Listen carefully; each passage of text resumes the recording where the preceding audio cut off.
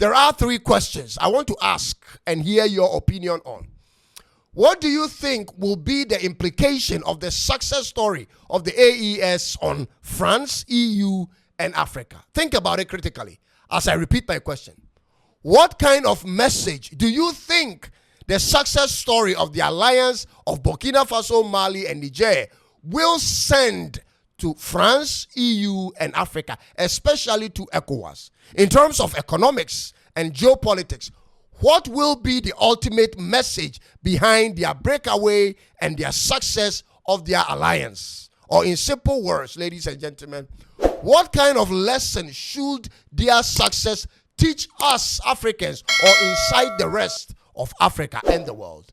This is my first question to you, and I would love to read your opinion in the comment section. My second question goes like this.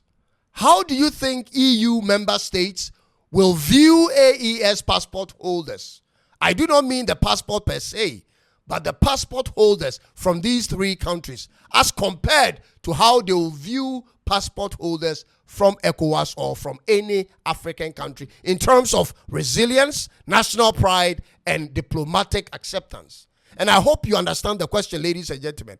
How will the rest of the world see people who hold a passport with AES on it in terms of their national pride and resilience as compared to the rest of Africans who uses our usual passport? In fact, you and I as Africans, how will we see passport holders from the AES nations? Will they come off as more resilient people than the rest of us? What do you think, ladies and gentlemen? Your opinion in the comments will be highly appreciated.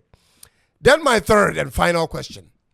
Is there a realistic likelihood that in the nearest future there arises another group of African countries who do something similar to what AES has done? Ladies and gentlemen, think about it. The fact that these three African countries have so far succeeded in getting an alliance charter passed, getting a new common passport issued, and pursuing a mutual economic and military mission is a testament to the fact that these so-called Western powers are defeatable. Therefore, will the success of these nations trigger anything similar in any part of Africa moving forward? That is my question. Are we likely to see smaller blocks of African countries with similar circumstances and interest join forces to pursue an agenda that's mutually beneficial, ladies and gentlemen?